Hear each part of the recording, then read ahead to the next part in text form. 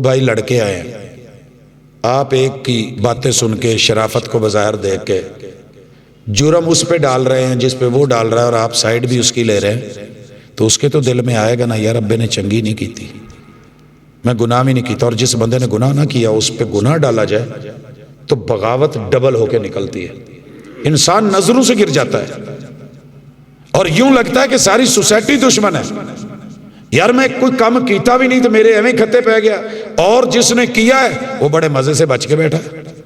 تو کیوں نہ ایسے ہو کہ جس نے جرم کیا ہے وہی مانے، غلطی پہ اصرار کر کے، دھوکہ دے کے، جھوٹ بول کے، خیانت کر کے، مزید جو ہے اپنے اوپر بوجھ ڈالنے کی بجائے سیدھا اقرار کر لے۔ جھوٹ بول کے ہار جانا، جھوٹ بول کے ہار جانا، جیت جانا عادت ہے لوگوں کی، لیکن سچی بات یہ ہے کہ سچ بول کے ہار جانا جھوٹ بول کے جیتنے سے کہیں بہتر ہے۔ آیت دلیل ہے۔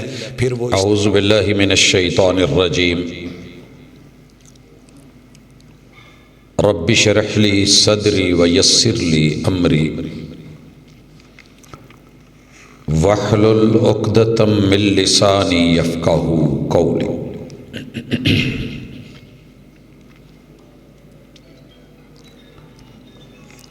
حاضرین مجلس، احباب گرامی،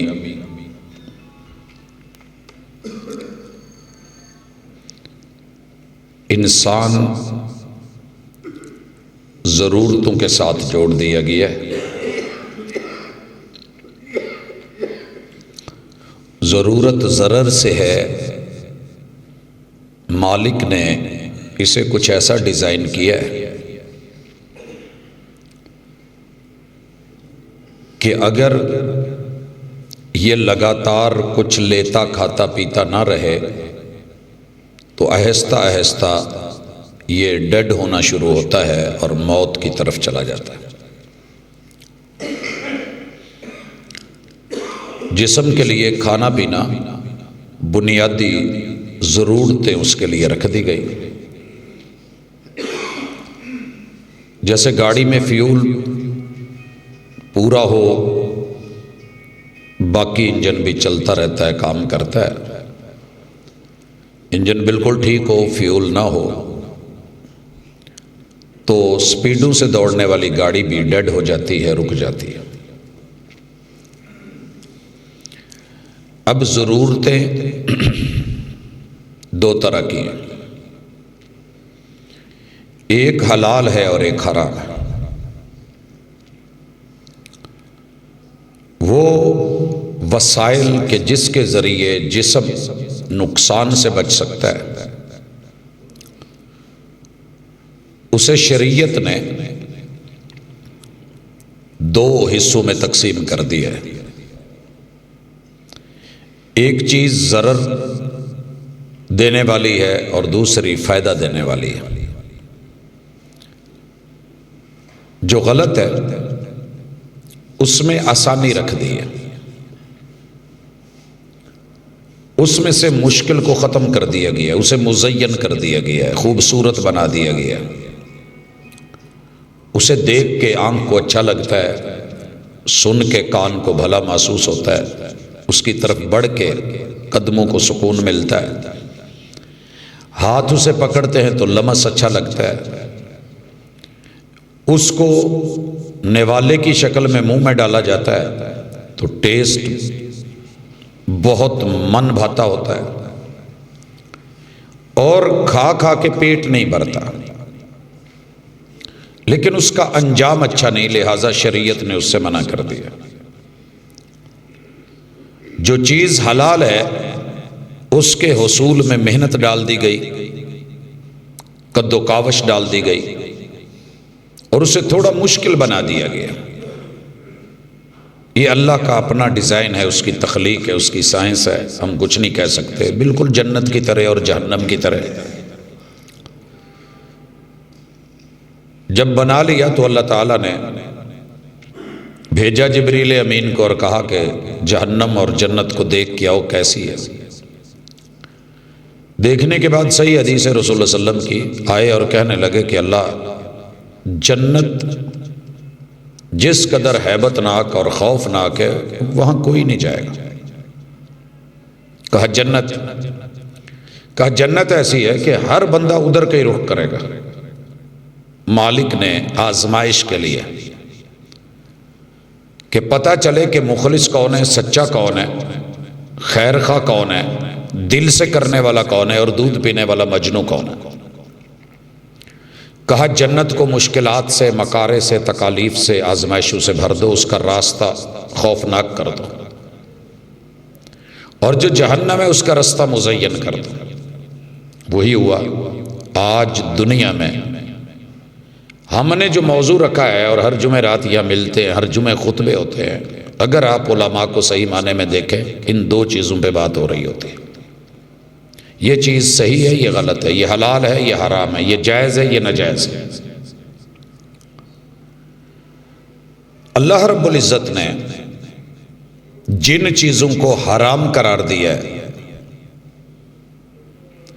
ان میں سے ایک چیز یہ بھی ہے کہ آپ محنت کر کے، کما کے، ٹریڈ کر کے، بزنس کر کے پھر کھائیں۔ محنت کر کے کھائی ہوئی روٹی کا مزہ ہی الگ ہے جو فارغ بیٹھ کے کھانے سے نہیں آتا۔ یہ کسی مزدور سے پوچھیں۔ اگر کوئی مجھے کہنا کہ دنیا میں سب سے زیادہ مزیدار ڈش کون سی ہے، تو میں کہوں گا بھوک۔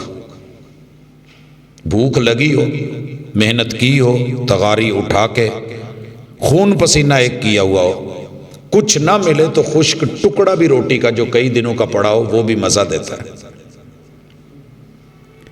اور اگر بندہ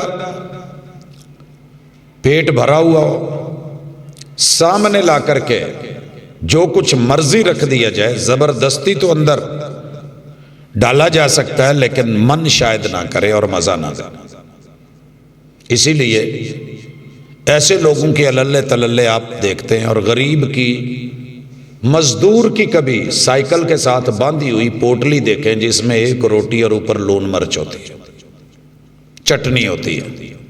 میں رہتا بھی نہیں کہہ رہا، خشک چٹنی، یہ مرچ کا اچار رکھا ہوا ہے۔ جب وہ 9 بجے سے لے کے 8 بجے سے لے کے 12-1 بجے تک اپنے آپ کو نڈھال کر کے، بھوک اپنے عروج پہ ہوتی ہے، وقفہ کرتا ہے، پھر پانی بھی مزہ دیتا ہے، پھر وہ لقمے بھی مزہ دیتا ہے جب خود کمایا ہو۔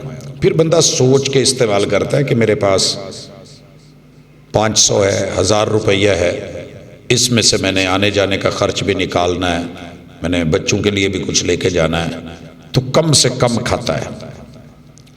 اور جب معاملہ برعکس ہو، چوراں دے کپڑے تے ڈانگاں دے گز، ہمارے بزرگ یہ کہا کرتے تھے، اور ضرب المثل تھی کہ جب مال چوری کا ہے، ہتھیایا ہوا ہے، دھوکے کا ہے، پھر جو مرضی کریں۔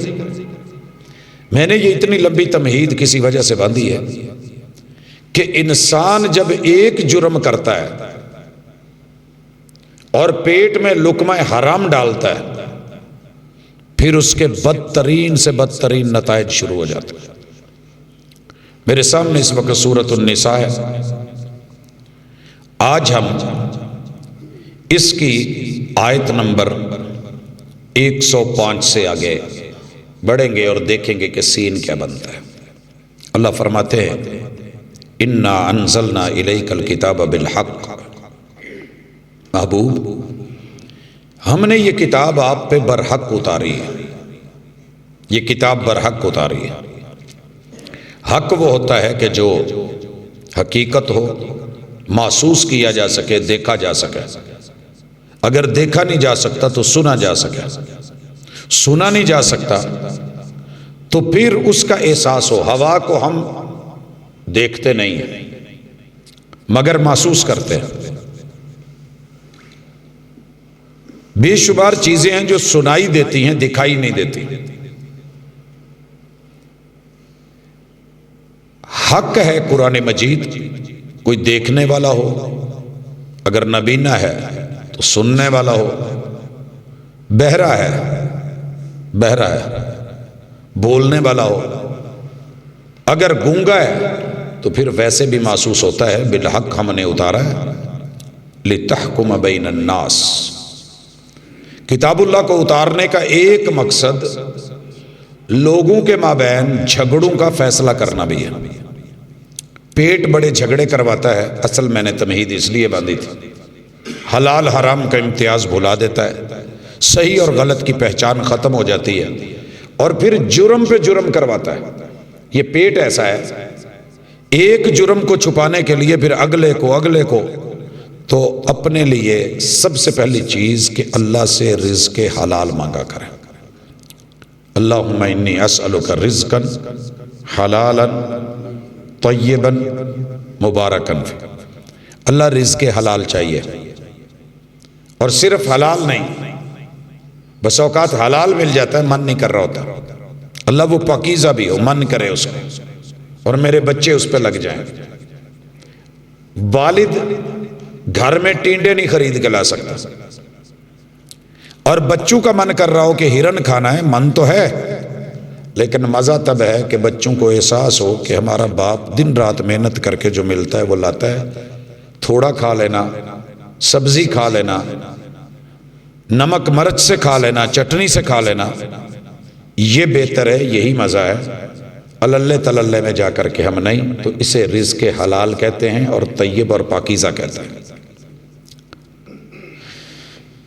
آپ لوگوں میں فیصلے کریں، بما اراک اللہ۔ یاد رہے کہ محبوب کتاب اللہ کے ساتھ فیصلے کرتے تھے، اور کتاب اللہ سے جڑی ہوئی باتیں محبوب کو جو رب نے بصیرت دی تھی، اس بصیرت کی بنیاد پر یہاں اراک اللہ، جو اللہ آپ کو دکھاتے ہیں، جو اللہ آپ کو سجھاتے ہیں، جو اللہ آپ کو سمجھ سے نوازتے ہیں، اللہ نے جو فقاہت دی ہے، اللہ رب العزت نے جو آپ کو عقل مندی اور دانائی سے نوازا ہے، تو پیمبر کے فیصلوں میں حکمت، اور یہاں مراد حدیث ہے، وَلَا تَكُنْ لِلْخَائِنِينَ خَصِيمًا۔ دنیا کا بڑے سے بڑا جج اس کے لیے ایک ہی جملہ ہے، اللہ آپ کو کہیں حاکم بنا دے، فیصلہ کرنے والا بنا دے، آپ دو بچوں کے درمیان باپ کی حیثیت سے فیصلہ کر رہے ہیں، بڑے بھائی کی حیثیت سے فیصلہ کر رہے ہیں، آپ دو خاندانوں میں جج بن کے کوئی بات انہوں نے آپ کو مانی، تو کبھی بھی خیانت والے کا ساتھ مت دینا، اور اس کا مقدمہ مت لڑنا، اس کا کیس اسے فالو اپ مت کرنا، اس کے پیچھے نہیں۔ یہاں سے جتنی وکالتیں ہیں نا جھوٹی، گردن توڑ کے رکھ دی اس آیت میں۔ اگر یہ آیت میرے وکلا بھائی اور وکالت کا کورس کرنے والے دوست احباب، اور اس میں LLB MMB اور آگے سے آگے بڑھتے ہوئے جانے والے جو قتل کا کیس لے لیتے ہیں، پتہ ہے بندہ قاتل ہے، وہ سیدھا کہتا ہے جی قاتل ہوں، بھائی یہ میرا قاتل ہے، بولو کیا لوگے، کیس لڑنا ہے۔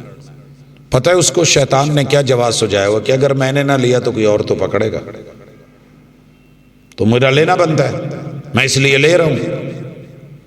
یہاں سے بنیاد ٹیڑھی ہوتی ہے، اور رسول اللہ صلی اللہ علیہ وسلم کو لگاتار 9-10 آیات میں ایسے لگ رہا ہے کہ جیسے اللہ جھڑک رہے ہیں اور کہیں جا رہے ہیں۔ ایک بات دفعہ کہہ کے بھی ختم ہو سکتی ہے، لیکن آپ دیکھیں گے میرے ساتھ کہ اللہ اس موضوع کو ختم ہی نہیں کر رہا ہے۔ ہوا کیا تھا، پہلے یہ آئیے، ابن عبیرک یا ابناء عبیرک۔ عبیرک ایک شخص ہے، اس کے 3-4 بچے ہیں، گھر میں غربت ناچتی ہے، کھانے پینے کو کچھ نہیں۔ ایک صحابی ان کا کاروان آیا تو اس کاروان میں سے انہوں نے کچھ چرا لیا۔ رات کو بھوک تھی، گھر میں غربت تھی، کچھ نہیں ملتا تھا۔ یہ وہی جانتا ہے جو غریب ہوتا ہے، جس کے بچے رو رہے ہوتے ہیں، جس کے حالات خراب ہوتے ہیں، جس کی کوئی سن نہیں رہا ہوتا، جس کی سنوائی نہیں ہوتی۔ کبھی محسوس کرنا کہ گھر میں پرس رہ جائے یا پیسے کپڑے چینج کرتے ہوئے رہ جائیں، اور آپ نے 4-5 کلومیٹر تک کا سفر کرنا ہو جو آپ روٹین میں کرتے ہیں، اور اس وقت آپ کی بائک پنکچر ہو جائے اور جیب میں پنکچر لگوانے کے پیسے نہ ہوں، تو بندہ کیا فیل کرتا ہے؟ تیل ختم ہو جائے تو بندہ کیا محسوس کرتا ہے؟ کنوں کما، کس منہ نال کما؟ آپ یقین کریں ایک دفعہ میرے ساتھ ایسے ہوا، چینج کیے، پیسے گھر رہ گئے، پرس گھر رہ گیا، اور مجھے جلدی تھی، میں نے قصور نکلنا تھا۔ جب میں نکلا جڑاں والا روڈ پہ، اللہ اکبر، پیسے دیکھنے لگا ٹول پلازے کو دینے ہیں تو میرے پاس پیسے نہیں تھے، اب واپس جاؤں یہ بھی نہیں، فون لگاؤں کیا کروں، کس کو کہوں؟ ٹول پلازے والے کو کہا، وہ 20 روپے پہ اڑ گیا، کہتا پاجی گڈی سائڈ تے لا لو۔ آزمائش آنے لگتی ہے تو پھر پتہ چلتا ہے انسلٹ وہی ہوتی ہے جو انسان کو اپنے اندر فیل ہو رہی ہوتی ہے۔ میں نے اسے بتایا، اب میں یہ بھی نہیں کہہ سکتا تھا کہ شناختی کارڈ رکھ لے واپسی پہ دے دو، ایک 20 روپے صرف، غربت تھی، انہوں نے اس کا سامان چرا لیا۔ خیر جب انہوں نے پڑتال کی تو پتہ چلا کہ یار سامان چرایا گیا۔ ڈھونڈنے لگے تو کسی نے بتایا کہ فلاں جو ہے نا ان کے بچوں نے یہ کیا ہے۔ بات ان کے کانوں پہ بھی پہنچ گئی، انہوں نے وہ اپنا سامان اپنے آپ کو شرمندگی سے بچانے کے لیے اٹھا کے قریب ایک یہودی کی حویلی میں پھینک دیا، یہودی کی حویلی میں سامان پھینک دیا۔ اور اب پتا تھا کہ مسئلہ بن جانا ہے، تو یہ پہلے 2-4 معزز لوگوں کو لے کے حضور علیہ الصلوۃ والسلام کے پاس آ گئے۔ حضور تمہیں پتہ ہے غریب ضروراں پر دل دے ماڑے نہیں، غربت چ زندگی کٹ رہے ہیں مگر کدی کسی دے مال ال نہیں ویکھیا، فلانا یہودی جیڑا نا وہ ساڈے تے الزام لان ڈیا تے ممکن ہے تواڈے کول وی آوے، یعنی اگو جا کے نا پہلے کور کر لیا۔ جیسے کچھ بچوں کی عادت ہوتی ہے، غلطی بھی کی ہے اور ماں باپ کو پہلے جا کے کہہ دیا ہے کہ میں کیتا کچھ نہیں تے میرے تے الزام لاؤنا جے تے ویکھو تواڈے کول آئے گا تے ہن سانبھ لیا۔ آ گئے، بیٹھے، چلے گئے، آپ نے حوصلہ دیا، تسلی دی، کو نہیں میں دیکھ لوں۔ بات یہودی پہ الزام لگ گیا، سامان اس کے گھر سے برآمدگی ہو گئی، کیس رسول اللہ صلی اللہ علیہ وسلم تک آ گیا۔ تو اس نے کہا میرے اوپر یہ بات ڈالی گئی ہے، میں نے نہیں چرایا، چوری نہیں کی، میں چور نہیں ہوں۔ رسول اللہ صلی اللہ علیہ وسلم نے اس کو ڈانٹا، اور وکالت کن کی جنہوں نے حرکت کی تھی اور آ کر کے پہلے آپ کو مل لیا تھا، آپ دفاع کرنے لگ گئے۔ وہ جیسے ہوتی ہے سچائی اور صداقت ثابت کرنے کے لیے گواہیوں پہ، آپ کہے نہیں نہیں آپ صحیح نہیں ہیں۔ اللہ تعالیٰ نے پہلے نمبر پہ روک دیا، وَلَا تَكُنْ لِلْخَائِنِينَ خَصِيمًا۔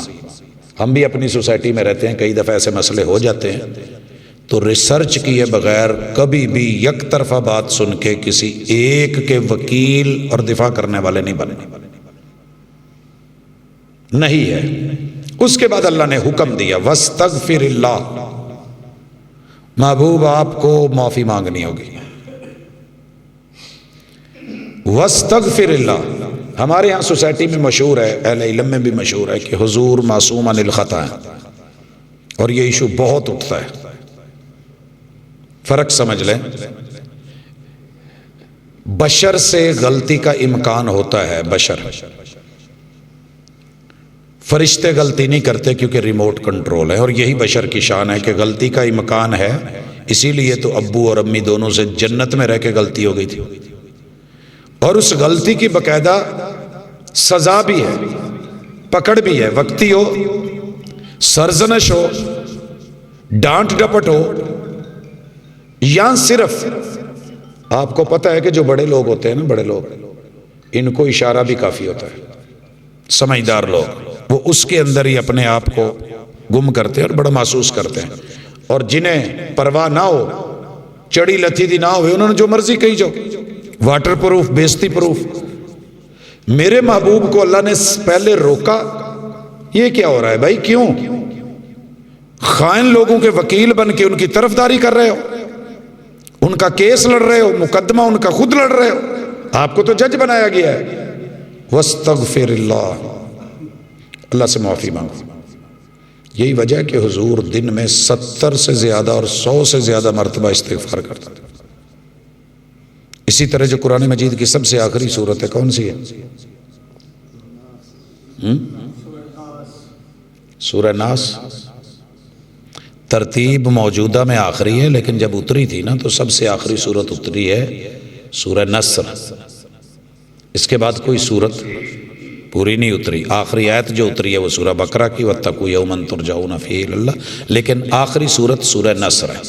اِذَا جَاءَ نَصْرُ اللَّهِ وَالْفَتْحُ وَرَأَيْتَ النَّاسَ يَدْخُلُونَ فِي دِينِ اللَّهِ أَفْوَاجًا فَسَبِّحْ بِحَمْدِ رَبِّكَ وَاسْتَغْفِرْ إِنَّهُ كَانَ تَوَّابًا. وہاں بھی استغفار کا حکم، یہاں بھی استغفار کا حکم، اور آپ پوری تسبیح استغفار کی نکالتے تھے. ہم تو کہتے ہیں نا جی گناہ بھی کوئی نہیں.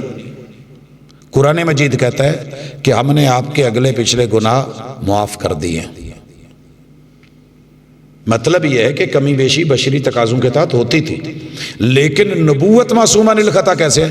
ہم غلطی کریں تو ہمیں کوئی روکنے والا نہیں ہوتا. پیغمبر سے ہو تو اسی وقت وحی آ جاتی ہے. کیوں کی ہے؟ شہد والی مثال آپ نے سنی ہے، یا ایھا النبی لما تحرم ما احل اللہ لک. یہ کون سی وحی میں ہم نے کہا تھا کہ آپ نے شہد نہیں پینا؟ آپ نے کیسے اپنے اوپر حرام کر لیا؟ اللہ نے تو حلال کیا ہوا ہے. لما تحرم ما احل اللہ لک، یہ اتھارٹی آپ کو نہیں دی تھی کہ جو چیز ہم نے حلال کی ہے آپ اس کو حرام کریں؟ کہاں لکھا ہے وحی میں؟ بولیے. سرزنش. یہاں بھی محبوب علیہ الصلوۃ والسلام کو کہا معافی مانگ لو.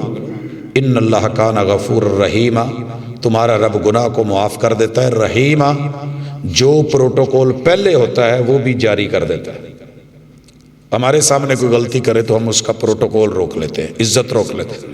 انہوں کہی دا جا معاف کیتا لیکن میرے سامنے نہ ہوئی، چل فارغ کم تو فارغ، پچھلا تینوں معاف کیتا آگے تیرے نال ساڑی کوئی کمٹمنٹ نہیں. رحیم. اللہ کہتے ہیں نہیں، میں مہربانی کروں گا دنیا میں بھی اور آخرت میں بھی. دوسری آیت کا انداز سنیے. اللہ کہتے ہیں وَلَا تُجَادِلْ عَنِ الَّذِينَ يَخْتَانُونَ أَنفُسَهُمْ. وہی بات پھر ریپیٹ کی جا رہی ہے، تاکید مزید. آپ ان لوگوں کی طرف سے بحث مباحثہ مت کریں، مجادلہ مت کریں، مقدمہ مت لڑیں، ان کا کیس پٹ اپ مت کریں جنہوں نے اپنے آپ سے خیانت کی ہے. اپنے آپ سے خیانت. کیا خیانت تھی؟ آتا ہے آگے، ان اللہ لا يحب من کان خوانا اثیما. یہ خیانت کرنے والے گنہ گاروں کو اللہ پسند نہیں کرتا. ایک بندہ گناہ گار ہو، ایک خائن ہو، اور اوپر سے مزید جرم کرے. وہ جرم کیا تھا؟ یستخفون من الناس، لوگوں سے تو خوف کھاتے ہیں. ولا یستخفون من اللہ، اللہ سے نہیں خوف کھاتے. لوگوں سے چھپتے ہیں، اللہ سے نہیں چھپتے. اب کیا ہوا تھا؟ چوری ہوگی، پتہ چل گیا. اپنے آپ کو بچانے کے لیے لوگوں سے چھپا لی، پردہ ڈال لیا. اور اگلا جرم کیا ہوا؟ پہلے چوری کی، پھر پردہ داری کی، پھر اسے کسی اور پہ ڈال کے بہتان لگایا، پھر آ کر کے اپنی صفائی بھی جھوٹی پیش کر دی، اور حضور علیہ الصلوۃ والسلام کو بھی دھوکہ دیا. آپ کو بھی دھوکہ دیا. جرم پہ جرم، ایک پیٹ کے لقمے کی خاطر، ایک بھوک مٹانے کے لیے. اللہ تعالیٰ فرماتے ہیں مجھے یہ لوگ پسند نہیں. یہ لوگوں سے چھپتے ہیں، اللہ سے نہیں. وَهُوَ مَعَهُمْ إِذْ يُبَيِّتُونَ. جو بندہ بھی رات کو بیٹھ کے پلاننگ کرے اندھیرے میں، مت سمجھے کہ میں اکیلا ہوں کنڈی لگا کے چڑھا کے بیٹھا ہوں. انہوں نے رات کو پلاننگ کی کہ کل سویرے کیس جڑا نا جی اسی کسے تے پا کے حضور کول جا کے تے گوا پڑا، اسی مسلمان اسی کلمہ پڑھیا ہے، حضور یقیناً ساڈی سائڈ لین گے. یہودی ہیں، بدماش ہیں، ایسے ہیں ویسے ہیں، مجرم لوگ ہیں، اور آپ ان کی مخالفت کا کہتے ہیں تو ہم بچ جائیں گے. اللہ کہتے ہیں لوگوں سے تو چھپتے پھرتے ہیں، اللہ سے نہیں چھپتے، ڈر نہیں آتا. حالانکہ جب وہ پلان کر رہے تھے تو رات کو رب ان کے پاس ہی تھا. یہ جو معیت ہے نا، اللہ رب العزت نے اس کو جسماً صوفی لوگ ثابت کرتے ہیں. ہمارا ایمان ہے اللہ عرش پہ مستوی ہے، اللہ عرش پہ مستوی ہے. باقی علم کے اعتبار سے وہ ہر جگہ ہے. ما لا یرضی من القول، ما لا یرضی من القول، جو وہ کرتے ہیں اور غیر پسندیدہ حرکت. وَقَانَ اللَّهُ بِمَا يَعْمَلُونَ مُحِيطًا. بندہ جو بھی عمل کرتا ہے اللہ کے دائرے سے نہیں نکل سکتا، اللہ کے گھیرے سے نہیں نکل سکتا. اللہ کی حدود سے کہاں جاؤ گے؟ اسی لیے کہنے والے نے کہا تھا جرم کرنا ہے تو ضرور کریں، کھل کے کریں، لیکن وہاں کریں جہاں رب نہ ہو یا رب دیکھ نہ رہو. کوئی ہے ایسی جگہ؟ مجھے نہیں لگتا کہ بندے کو یہ شعور ہو اور پھر غلطی کر جائے. ہم اس وقت سمجھتے ہیں کہ نہیں اللہ نہیں. ہا انتم ہا اولائی. اب اللہ ڈائریکٹ ان کو خطاب کر رہے ہیں جو مجرم ہیں. اوئے تم ہی ہو نا وہ. اوئے ہوئے یہ بات ہوتی نا, یہ بات ہوتی تو پتہ ہے کیا ہے, میں کہہ دیتا کہ اللہ نے ڈائریکٹ ان کو کہہ دیا. یوں لگ رہا ہے کہ آپ وہی ہیں جادلتم عنہم فی الحیات الدنیا. آج تو آپ ان کا دفاع کر رہے ہیں اور یوں لگ رہا ہے امت کو کہا جا رہا ہے خائن لوگ جھوٹے لوگوں کی دنیا میں تو وکالت کر لو گے اور یہ بھی وکیل کر لیں گے, کسی کو گواہ بنا لیں گے. وہ جو 7 گواہ آئے تھے نا بن کے, حضور اتنا دی ایسی گواہی دینے ہیں بندے ماڑے نہیں, انہاں تے ہمیں الزام لگن ڈیا تے یہودی رل کے انہاں نو بدنام کرنا چاہتے ہیں. اللہ کہتے ہیں یہاں تو ان کی وکالتیں کر رہے ہو. فَمَن يُجَادِلُ اللَّهَ عَنْهُمْ يَوْمَ الْقِيَامَةِ. قیامت کے دن ان کا وکیل کون بنے گا؟ کون کھڑا ہو کے ان کا کیس لڑے گا؟ کون اللہ کے سامنے حقیقت کے برعکس بات کرے گا؟ دنیا میں تو تمہارا شاید تیر تکا ججز کے ہاں چل جائے, عدالتوں میں چل جائے, اللہ کے ہاں کیا کرو گے؟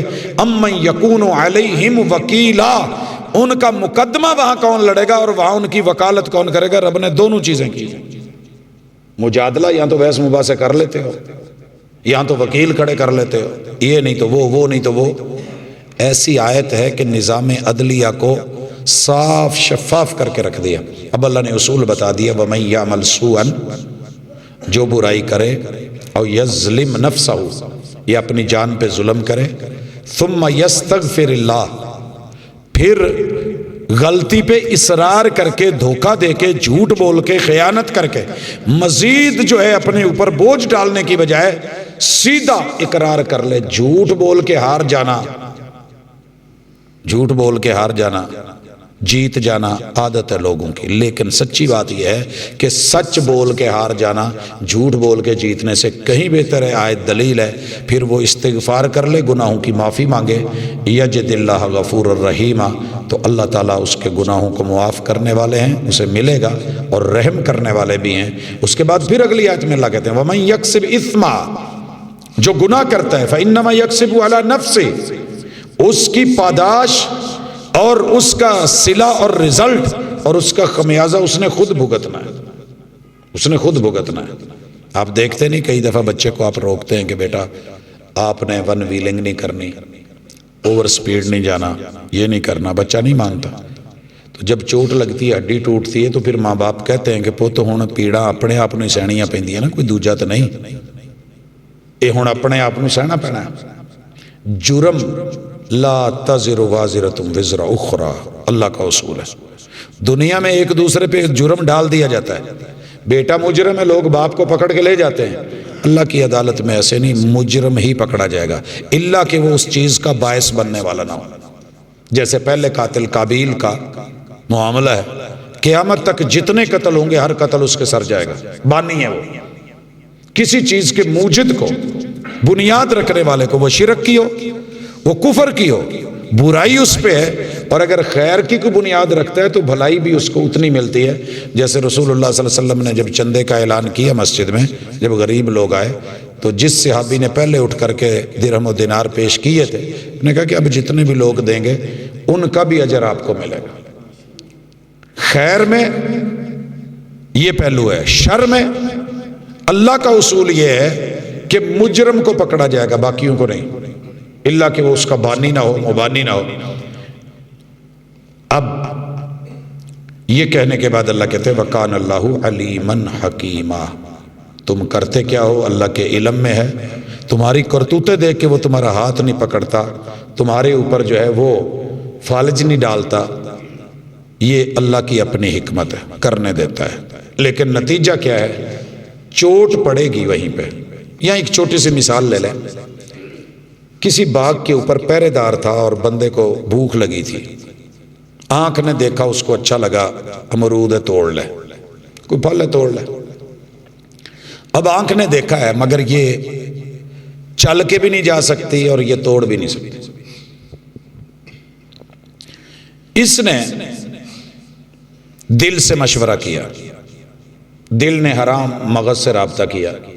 اگر حرام مغز میں, دماغ میں اور دل میں اللہ کی حکمرانی ہو تو ڈر پیدا کر دے گا، بھوک چنگی ہے چوری نہیں کرنی، انہوں پوچھ لے جے دے دیندہ تو ٹھیک ہے، جے نہیں تو ہمیں نہیں کرنا۔ مگر دل پہ شیطان مسلط تھا، اس نے کہہ دیا کوئی گل نہیں، توڑ لے، ہونا چاہیے، ملنا چاہیے، اچھا لگ رہا ہے، منہ نے پانی چھوڑنا شروع کر دی۔ دل نے پاؤں کو حکم دیا، یہ چل کے وہاں پہنچ گیا۔ اب پاؤں پہنچ گئے ہیں، یہ پھل توڑ نہیں سکتے، انہوں نے آگے کہا جی لے ہم آئے ہیں، اگلا کام میدے تو کرا لو۔ جی میں کئی دفعہ لے کے جائی تھا نا مستریاں کل موٹر سائیکل، کہتے جی آ کام اسی کر دیں گے، باقی اگلے تو کراؤ، نہ کرنا ساڈا نہیں۔ اب ہاتھ کو دل نے کہا اس نے توڑ لیے، اب ہاتھ نے توڑ تو لیا ہے، یہ کھا نہیں سکتا۔ دل سے پھر رابطہ ہوا، اس نے منہ سے کہا، دندا نے چبایا تو انہوں نے کہا جی اسی رکھ نہیں سکتے۔ اگے پیٹ کھلوتا سی، کہندا ہون دو میں ہیگا نا سانبھ لوں۔ انہیں جنہ مال اندر سٹیا، پچھو چوکیدار پہنچیا تو انہیں پھڑ کے لمے پا کے کٹیا اور چنگی تشریف لال کی تھی۔ عجیب گل ہے، جنہیں ویکھیا ہے تو اتھے پہنچ نہیں سکتی، جیڑا پہنچیا توڑ نہیں سکتا، جس نے توڑا ہے وہ کھا نہیں سکتا، جس نے چبایا ہے وہ رکھ نہیں سکتا، جس نے رکھا ہے انہوں کچھ ہویا نہیں، تو جنہیں کچھ کیتا نہیں کٹیا انہوں ہے۔ لیکن جدو سٹاں وجیاں تے روئی اکھ ہے، اس سے اکھ نے جنہیں ویکھیا سی۔ یہ ایک سرکل ہے، کس پہ آئی؟ جو بھی گناہ کرتا ہے اس گناہ کا جرم اور اس کا وزن اسی نے اٹھانا ہے۔ اب اللہ تعالیٰ یہیں پہ بات ختم نہیں کر رہے، اللہ کہتے ہیں وَمَن يَكْسِبْ خَطِيئَةً، جو بھی خطا کرے گا، گناہ کمائے گا، او اثما ثم یرمی بہ بریہ، پھر کسی بری انسان کو، بری الذمہ، اصل میں ہر بندہ بری الذمہ ہے، کوئی کسی کا لین دین نہیں ہے۔ کوئی کہے نا جی میں تو اللہ کہتے ہیں اصل براعت ہے، کسی نے کسی کا نہیں لینا، اگر لینا ہے یا دینا ہے تو گواہ بنا لو، لکھ لو، جیسے سورہ بقرہ کی آیت المدائنہ ہے، لین دین کرنا ہے تو لکھ لو۔ اگر پروف نہیں ہے عدالت کے اندر مدعی کو کہا جائے گا دلیل لاؤ، پروف لاؤ، اگر وہ نہیں لا سکا تو اس کا قصور ہے۔ جس پہ دعویٰ کیا گیا ہے ملزم کو کہا جائے گا قسم دے دے۔ ساڑھے ہاں کی ہوندہ جی یہ تے اگے ملزم ہے، ایدی قسم نو کون ماندا ہے، ایدہ پیو دوے دے چاچے، کوئی کسی کی قسم نہیں دے سکتا، قسم صرف اپنی ہے۔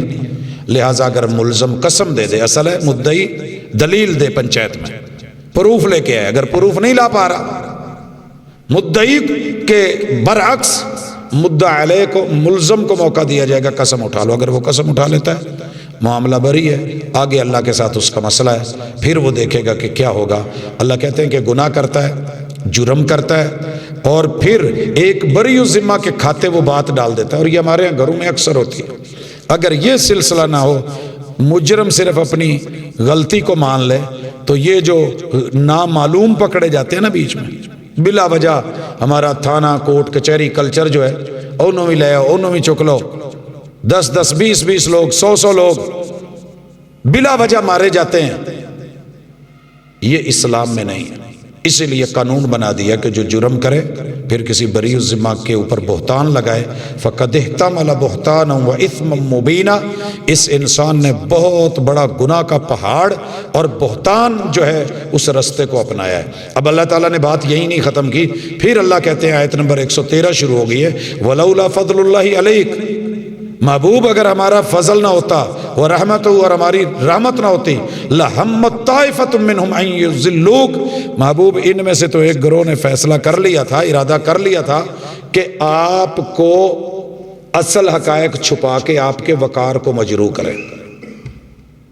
دیکھیے نا، 2 بھائی لڑکے آئے ہیں، آپ ایک کی باتیں سن کے شرافت کو بظاہر دیکھ کے جرم اس پہ ڈال رہے ہیں جس پہ وہ ڈال رہا ہے، اور آپ سائیڈ بھی اس کی لے رہے ہیں، تو اس کے تو دل میں آئے گا نا یار ابے نے چنگی نہیں کی تھی، میں گناہ بھی نہیں کیتا، اور جس بندے نے گناہ نہ کیا اس پہ گناہ ڈالا جائے تو بغاوت ڈبل ہو کے نکلتی ہے، انسان نظروں سے گر جاتا ہے اور یوں لگتا ہے کہ ساری سوسائٹی دشمن ہے، یار میں کوئی کام کیتا بھی نہیں تو میرے ایویں کھتے پہ گیا، اور جس نے کیا ہے وہ بڑے مزے سے بچ کے بیٹھا ہے۔ تو کیوں نہ ایسے ہو کہ جس نے جرم کیا ہے وہی مانے۔ اللہ تعالیٰ نے اصول بنا دیا اور حضور کو کہا اگر ہمارا فضل نہ ہوتا، ہماری رحمت نہ ہوتی تو یہ لوگ تو آپ کی رسالت کا وقار اور آپ کی عدالت کا وقار مجروح کرنے پہ تل گئے تھے۔ وَمَا يُضِلُّونَ إِلَّا أَنفُسَهُمْ، اور مجرم جب کسی سے غلط بیانی کرتا ہے تو وہ دھوکہ خود کھا رہا ہوتا ہے، کسی کو نہیں دے رہا ہوتا۔ مت سمجھے کہ میں نے بڑے طریقے سے جھوٹ بول کے، رسول صلی اللہ علیہ وسلم نے کہا ہے کوئی میرے پاس آتا ہے مسئلہ لے کے، پھر اس کے اوپر چرب لسانی سے کام لیتا ہے اور مجرم جو ہے وہ چرب لسانی سے نکل جاتا ہے، اور میں یہ سمجھتا ہوں یہ حق پہ ہے اور میں اس کے خلاف فیصلہ کر دیتا ہوں جو مجرم نہیں تھا، اور جو مجرم ہے میں اس کو چھوڑ دیتا ہوں، تو مت سمجھو کہ میں نے اس کے حق میں فیصلہ کیا ہے۔ وہ جہنم کی آگ کے انگارے لے کر کے جا رہا ہے، جہنم کی آگ کے انگارے۔ عدالتوں میں کئی فیصلے ایسے ہو جاتے ہیں، اسی لیے کہتے ہیں کہ دنیا میں سب سے بڑی عدالت ضمیر کی عدالت ہے۔ بندے کو اندر پتہ ہوتا ہے کہ جج نے میرے حق میں فیصلہ کر دیا، سول کورٹ نے، سیشن کورٹ نے، ہائی کورٹ نے، اوپر سپریم کورٹ نے، وفاقی شرعی عدالت نے بھی فیصلہ دے دیا اور سارے میرے حق میں گئے ہیں، لیکن اگر میں مجرم ہوں، مجھے پتہ ہے نہیں یار میرا حق نہیں سی، میں قبضہ کیتا، ٹھیک ہے، میں اپنے پروف دلائل بنا کے تو یہ فائل جو ہے وہ لگا کے جیت گیا ہوں، تو اللہ تعالیٰ فرماتے ہیں نہیں، یہ اپنے آپ پہ خود کی گمراہی ہے۔ وَمَا يَضُرُّونَكَ مِن شَيْءٍ، یہ آپ کے وقار کو خراب نہیں کر سکتے کیونکہ ہم بیٹھے ہیں، ہمارا پیچھے فضل ہے، ہم معاملے کو سنبھالنے والے ہیں، ہم وارننگ دینے والے ہیں۔ وَأَنزَلَ اللَّهُ عَلَيْكَ الْكِتَابَ، محبوب ہم نے آپ پہ کتاب اتاری ہے، وَالْحِکْمَةَ، آپ کو حدیث اور حکمت سے نوازا ہے، وَعَلَّمَكَ مَا لَمْ تَكُنْ تَعْلَمْ، اور آپ کو وہ علم دیا جو آپ نہیں جانتے تھے، سارے مسئلے حل کر کے رکھ دیے۔ علم غیب ہوتا تو آپ ان کے کہتے بھائی تواڈے متھے تے جھوٹ لکھے ہے، سام کے رکھو اپنے یا نمازاں نو، مینوں دھوکھا دینا ہے جی، جرم کر کے کسی اور پہ ڈال رہے ہو، تم چوری بھی کرو، تم کسی کے کھاتے بھی ڈالو، بہتان بھی لگاؤ، الزام بھی لگاؤ، پھر کذب بیانی کرو، پھر میرے سامنے آ کر کے فراڈ کرو، یہ کیسے ہو سکتا ہے؟ لیکن ان کا یقین کر کے محبوب نے ان کی طرفداری کی، وکالت کی، مقدمہ لڑا، آسمان سے اتنی آیتیں آئیں یہ بات بتانے کے لیے کہ محبوب آپ نہیں جانتے، ہم آپ کو وحی کے ذریعے بتاتے ہیں۔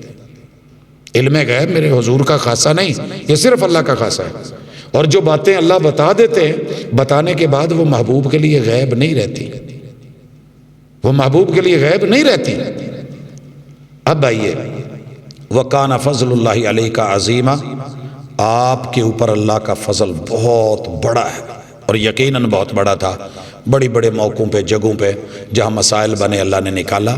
ہمارا آج کا سبق دعوت کے طور پہ، تبلیغ کے طور پہ، اصلاح کے طور پہ، خیر خواہی کے طور پہ، ہمارے کورٹ میں، کچہری میں، گھروں میں، ہمارے ہم بالخصوص جو گھروں کی چھوٹی موٹی لڑائیاں ہیں نا، ساس بہو کی، بھابی نند کی، وہاں یہ اس طرح کے مسئلے بڑے چلتے ہیں۔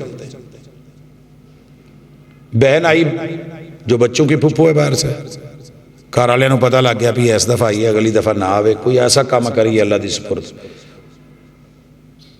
ماں کے گہنے اٹھا لیے، زیور چھپا لیا، سائیڈ پہ کر دیا، اور الزام لگا دیا اس پہ، جی اسی تے ایتھے رہی دا اتنا عرصہ ہو گیا، کدی اداں دا مسئلہ نہیں ہویا، یہ آئی ہے تے دی بچے آئے انہوں پوچھو۔ وہ بیچاری قسمہ قرآنہ ادھر ادھر دیاں کر دی، آخر ہو گئی، ساری زندگی بدنام، اب دوبارہ نہیں اسی چوراں نو گھر نہیں واڑنا۔ اس کے برعکس بھی ہو جاتا ہے، ہم نے دیکھا ہے، آئیے 4 دن مہینہ رہن تے بندے اپنے نو کیا سی بھی تو ایدہ کر، رات نو کسے ٹائم آمی تو میں تینوں کوئی شے پڑھانی، انہوں پڑھا کے ٹورتا ٹوما شوما تے کہنے لگی بھابی ایتھے میرا عثمان پہ آسی، کہندی بھیا جی مینوں تو نہیں پتا، بس کام چک دیتا، سالاں بجے آئی دا ہے، پھر بھی جڑا نہ وہ نہیں ویک سکھاندے، اینا رب نے دیتا بھی ہے، پایا بھی ہے، ماں پیو نے دیتا، پراواں نے دیتا، پر تیرا ٹھڈ نہیں بھریا، لو جی جھگا اجاڑ کے وہ جاتے بنے۔ ایک جرم، ایک چوری، ایک سینہ زوری، ایک الزام اور بہتان، پھر جھوٹ، پھر طرفداریاں، پھر وکالتیں، اور لوگ جو ہیں اس کے اوپر گھر برباد کر بیٹھتے ہیں۔ ایسے جرم اللہ تعالیٰ نے فوری طور پہ اس پہ انتباہ کر دیا، اور یہی چیز مسجدوں میں چل رہی ہے، یہی چیز میں نے مسجدوں میں دیکھی۔ ایک خادم مسجد ہے، ایک قاری صاحب ہے، ایک امام ہے، خطیب ہے. اب اگر خطیب کی قاری صاحب سے نہیں بنتی تو کوئی نہ کوئی مسئلہ بن جاتا ہے. قاری صاحب کی خادم مسجد سے نہیں بنتی. یہ وہ جگہ ہیں جو پاکیزہ ہیں. پتہ چلا جی ایک قاری صاحب کا سر پھاڑ دیا ہے خادم مسجد. پتہ کیا تو ان کا کوئی آپس کا کلیش تھا, اس پہ الزام لگا دیا. اسی طرح ایک بہترین قاری کو ایک مسجد سے فیصل آباد سے صرف اس لیے نکالا کہ خادم مسجد نے کہا تھا جی انہیں میرا لیپ ٹاپ چوری کی تھا. حالانکہ ایسے نہیں تھا. اس بندے نے کہا جو گواہی لینی ہے لے لو, جیسی صفائی لینی ہے لے لو. اور بعد میں پتہ چل گیا کہ زیادتی کس کی تھی. لیکن بات یہی ہے کہ آپ کے لیے بڑا آسان ہے, لیکن کسی کی زندگی, اس کی عزت, اس کی آبرو, اس کے بچوں کی روٹی, اس کا وقار اور اس کا معیار ہم بالکل قتل کر کے رکھ دیتے ہیں, اور پھر ہم سمجھتے ہیں کہ ہم سکون میں رہیں گے. ایسے لوگ سکون میں نہیں رہتے. لہٰذا آج کے سبق کو بچوں تلک, فیملیز تلک, اپنے بیٹوں بیٹیوں تلک, دوست احباب تلک, اپنے جہاں جہاں یارانہ ہے ان کے اندر شیئر کریں, اور یہ آیتیں ان کا بالخصوص مطالعہ کریں. سورۃ النساء آیت نمبر 104 سے لے کے 112 تلک انشاءاللہ کافی حد تک بہتری آئے گی. اللہ تعالیٰ میرا اور آپ کا حامی و ناصر ہو. وما توفیقی الا باللہ. السلام علیکم ورحمۃ اللہ. ساڈی کل ایک جماعت احسان مسجد آدم آباد جائے گی. ساڈی دوسری جماعت بھائی اصغر صاحب کلیہ دار قرآن لے کے جان گے.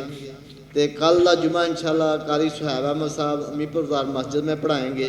تے آئندہ جمعہ رات نو اسی طرح ہی قاری مان اللہ جباری صاحب کا بیان ہوئے گا. اللہ تعالیٰ سارے خوش رکھے.